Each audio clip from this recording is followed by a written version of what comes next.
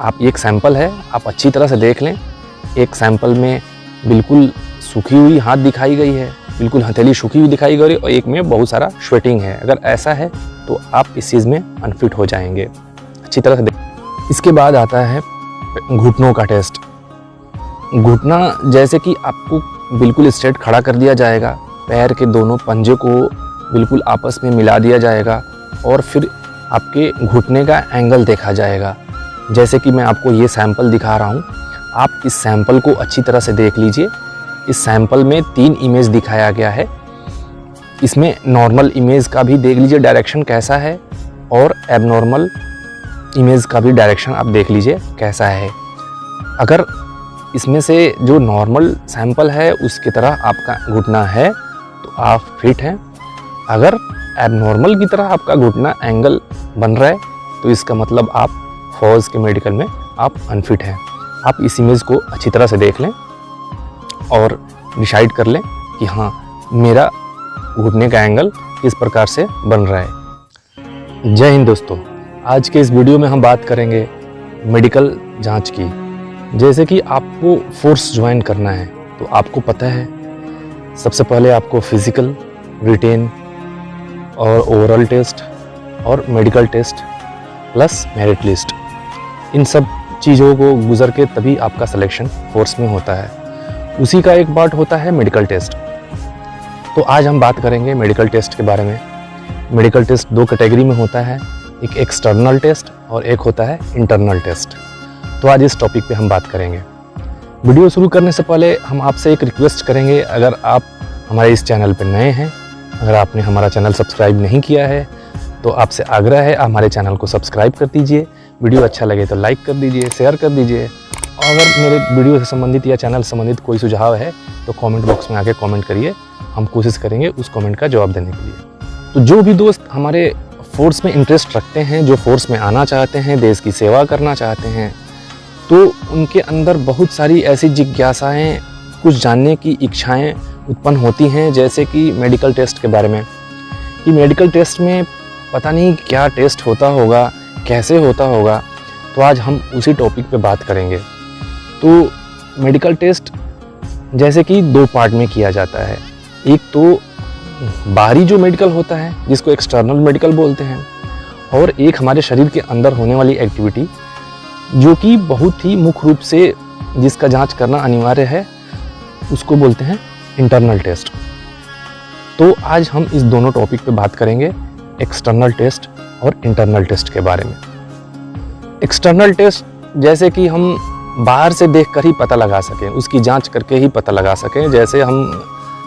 जैसे हाथ पैर वगैरह हो गया, सिर हो गया, आपका सीना हो गया, पीठ, हाँ, जो भी बाहर से दिखने वाले, जैसे आँख का चेकअप हो गया, या फिर दांत हो गया, जैसे कान हो गया, जो कि हम बाहर से देख के पता लगा सकें कि इसमें कोई परेशानी है कि नहीं है। और इंटरनल टेस्ट हो गया जैसे कि ब्लड टेस्ट हो गया, और फिर एक्सरे हो गया, ईसीजी हो गया। तो जैसे कि हमारे शरीर के इंटरनल भाग में जो भी चीज़ हो, जो भी परेशानियां हों, उसको देख के ताकि पता लगाया जा सके कि इसके अंदर कोई बड़ी बीमारी है या नहीं है, ये फोर्स के लिए फिट है कि नहीं है। तो एक्सटर्नल टेस्ट में सबसे पहले हम बात करेंगे आई टेस्ट की। तो आई टेस्ट में जैसे निकट दृष्टि दोष, दूर दृष्टि दोष, कलर विज़न, ये सब चीज़ चेक होता है।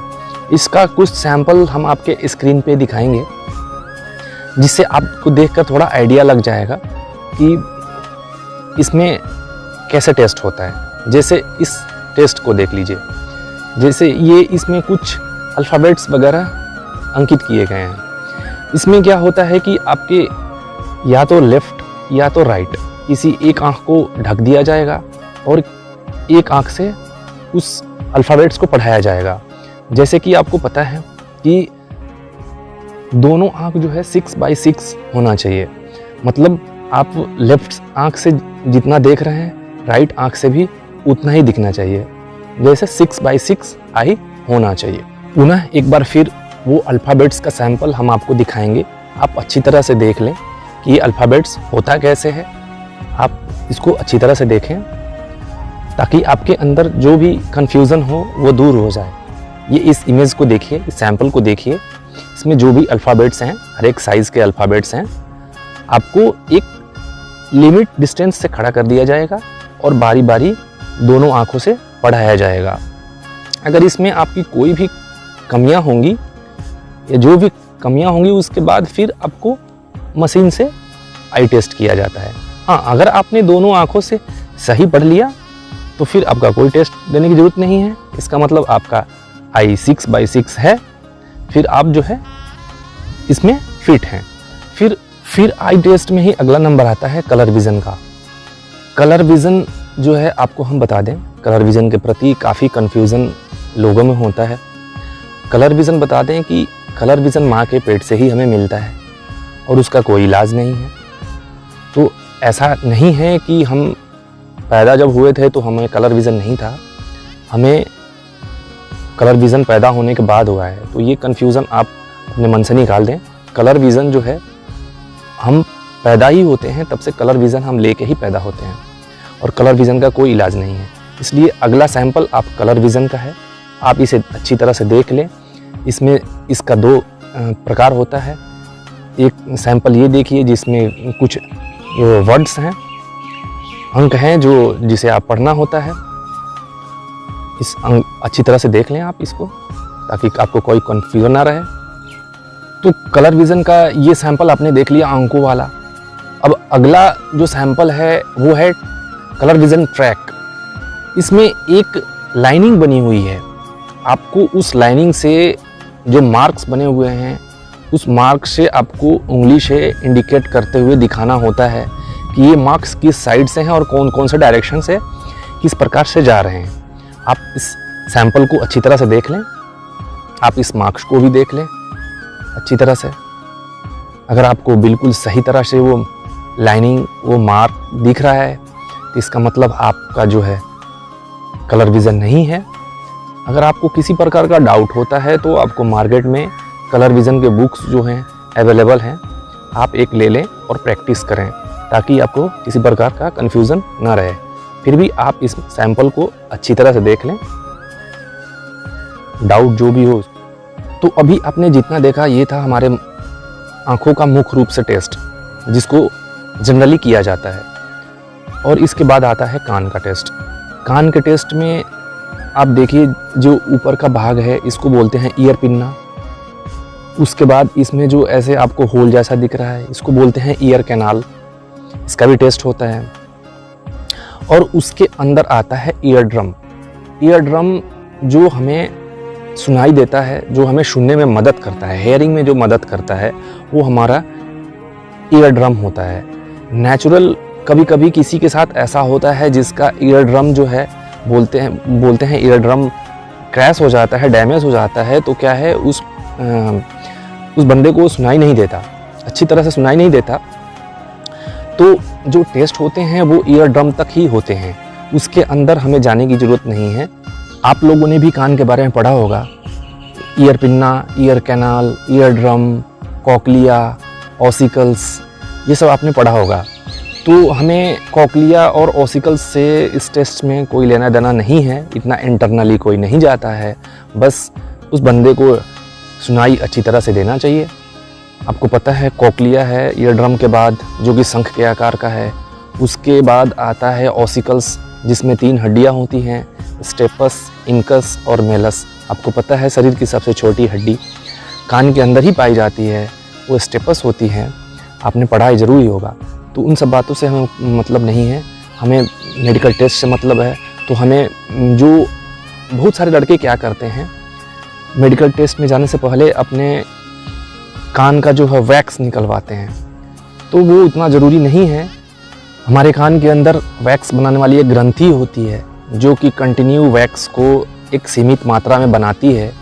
अगर हम वैक्स को हमेशा साफ़ करते रहेंगे तो जैसे ही उसमें वैक्स की जितनी ज़रूरत है उसमें उस क्वांटिटी में अगर कमी आएगी तो हमारा वैक्स का जो ग्लैंड है वो फिर से वैक्स सिक्रेट करेगा, वैक्स बनाना शुरू करेगा। तो हमें लगता है कि हमारे कान के अंदर ये गंदगी है, तो ये गंदगी नहीं है।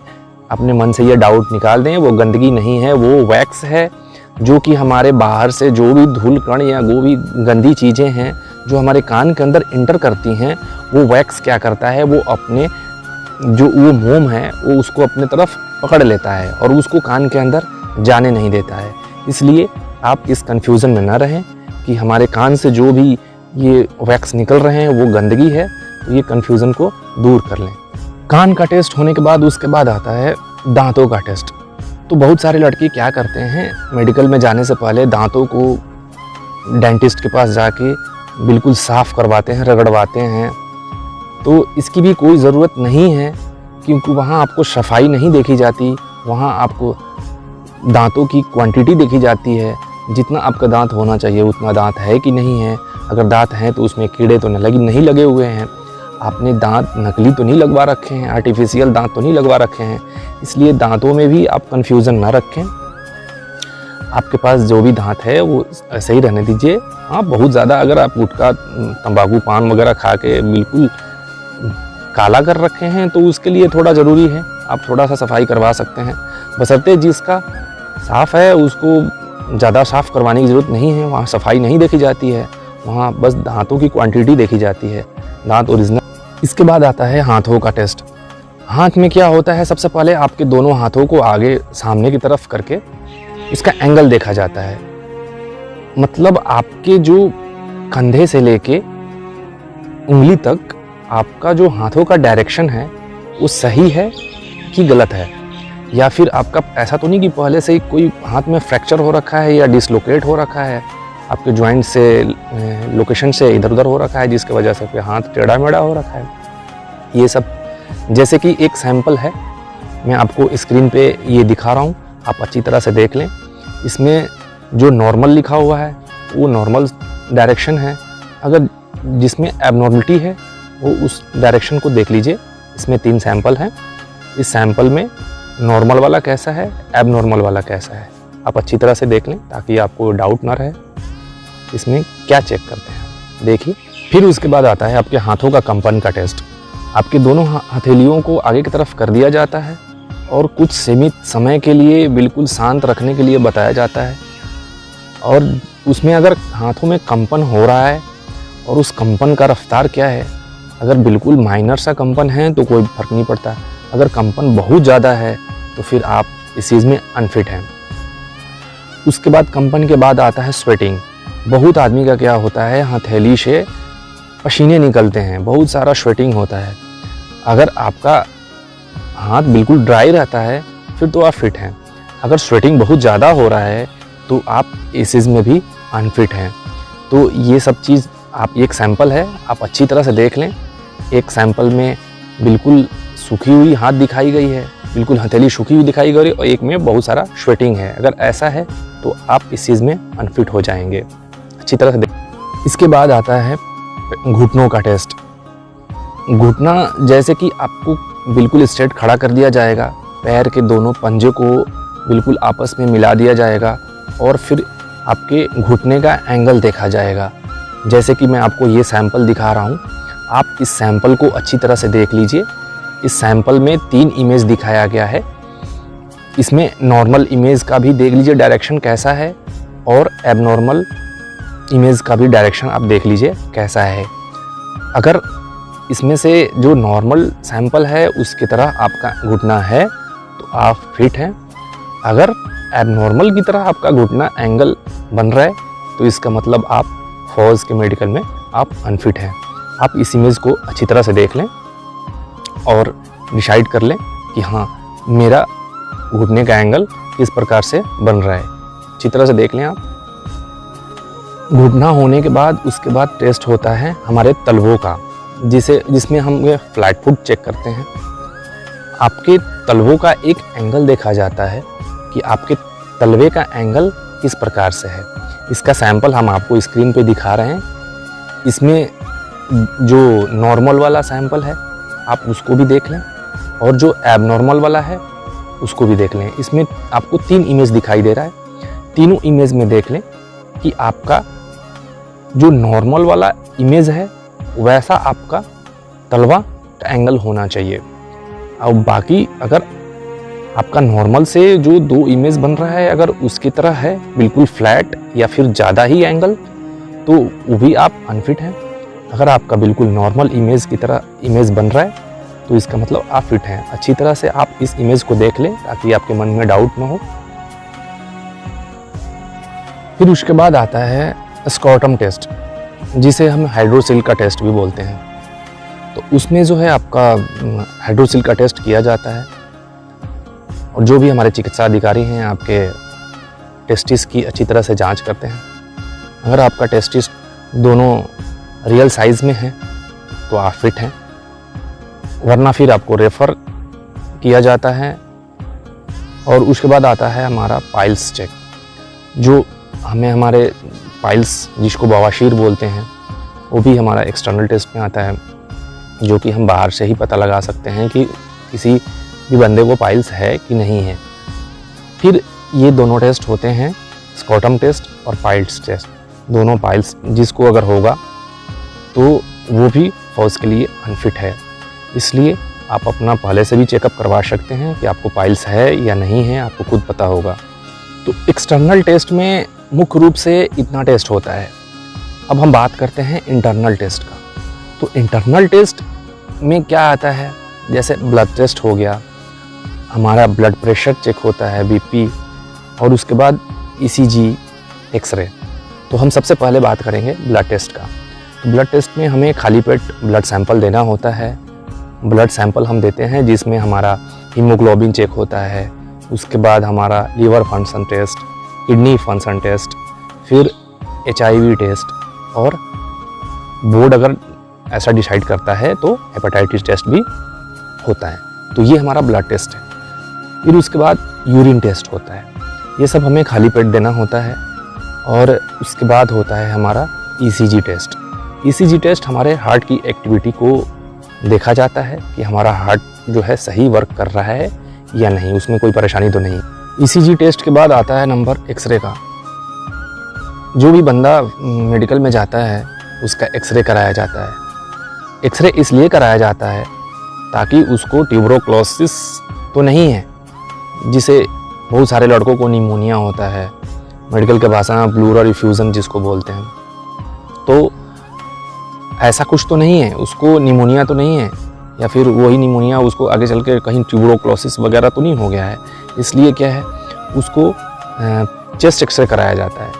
चेस्ट एक्सरे कराने से या तो आपके रिब्स फ्रैक्चर वगैरह होंगे, हमारी जो पसलियां हैं अगर वो टूट फूट हुई होंगी वो भी उसमें नज़र आ जाएगा, और या फिर आपको ट्यूबरोक्लोसिस वगैरह का कोई लक्षण है तो वो भी उसमें दिख जाएगा।